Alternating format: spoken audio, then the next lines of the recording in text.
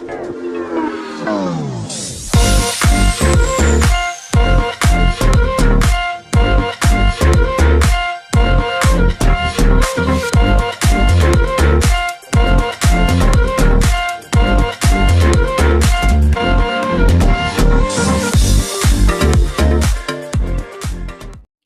semua, salam sejahtera Malaysia.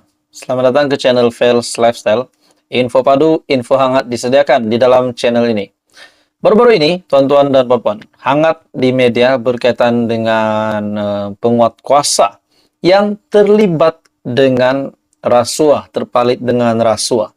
Sebelumnya juga kita mendengar juga pemimpin politik, ahli politik yang terlibat dengan rasuah, meminta dan menerima rasuah dan sebagainya, pengubahan uang haram.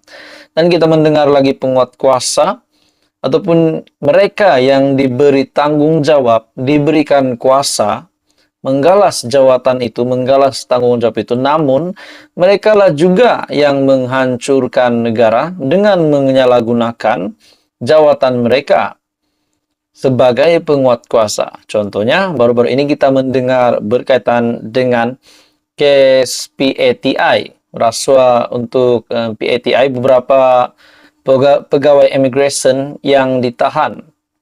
Hari ini pula kita mendengar satu lagi kejutan daripada SPRM, di mana daripada sinarharian.com, SPRM nafi 2 pegawai kanan dalam rasuah korporat. Wow! Adakah benar memang dua pegawai kanan SPRM terlibat dengan rasuah korporat yang juga melibatkan syarikat korporat? Jadi untuk mengetahui ini, kita teruskan isu ini. Dalam artikel ini, Suruhanjaya Pencegahan Rasuah Malaysia, SPRM, menafikan 2 pegawai kanannya dalam isu rasuah dan salah guna kuasa yang melibatkan syarikat korporat.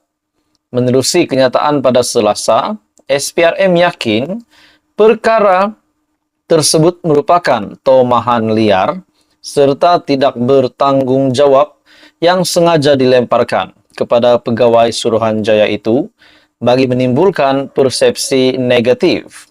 Ujar SPRM, kedua-dua pegawai tersebut telah dipanggil untuk memberikan penjelasan dan mereka seterusnya membuat laporan polis untuk menyangkal tomahan tersebut.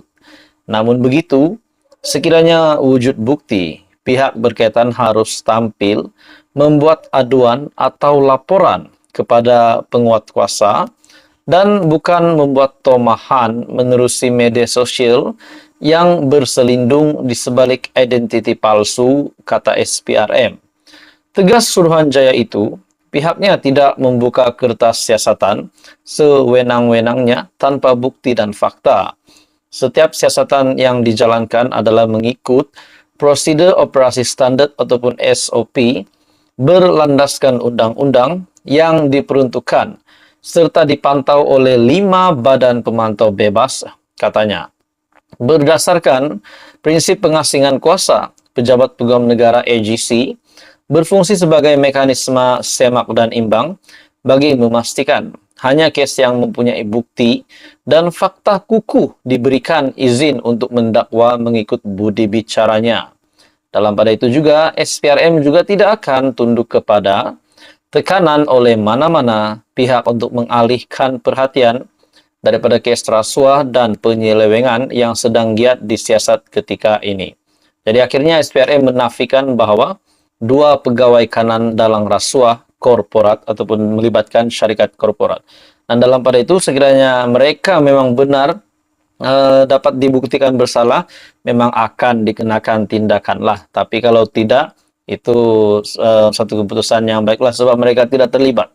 Jadi apa komen Anda, tuan-tuan dan bapak semua? Teruskan bersama di dalam channel ini. Info padu, info hangat disediakan di dalam channel ini. Dipersilakan tekan butang like, share, dan subscribe. Hai semua, selamat datang ke channel Fels Lifestyle. Tuan-tuan dan puan-puan semua, para penonton yang saya amat kasihi semua. Satu kejutan besar yang berlaku di Dewan. Satu situasi yang mengejutkan.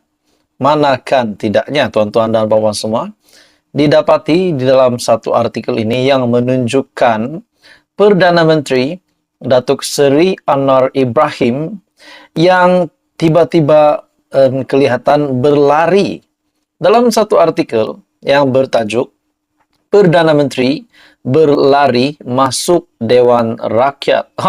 Jadi ini menjadi tanda tanya ramai orang. Kenapa pula tiba-tiba Datuk Seri Anwar Ibrahim nak berlari pula di dalam Dewan?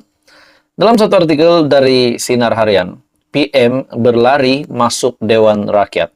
Oke, untuk meneruskan isu ini, saya meminta jasa baik Anda untuk bantu channel ini dengan menekan butang like, share, dan subscribe.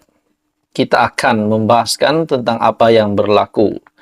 Dalam artikel ini, tindakan Perdana Menteri Datuk Seri Anwar Ibrahim yang dilihat bergegas memasuki Dewan Rakyat pada Selasa mencuri tumpuan ramai.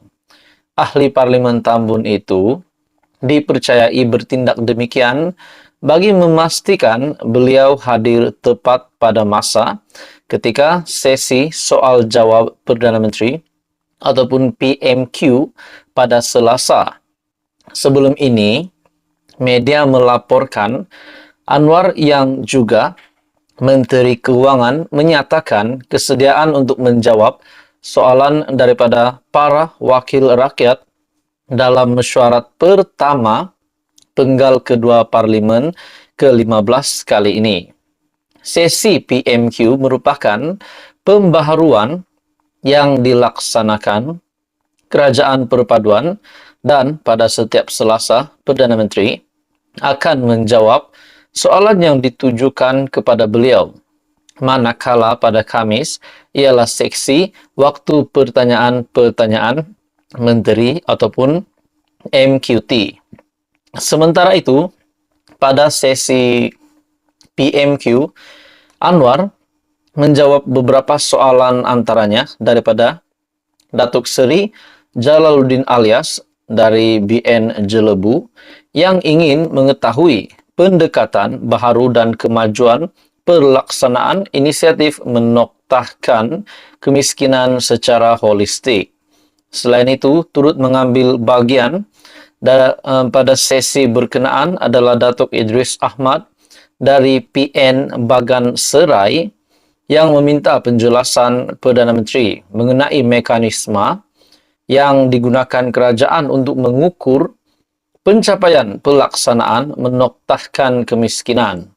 Datuk Mas Ermiati Samsudin pula daripada PN Tanah Merah pula memohon Anwar menyatakan kesediaan kerajaan melaksanakan SURE daripada Transparency International Malaysia ataupun TIM agar SPRM diletakkan di bawah bidang kuasa Parlimen.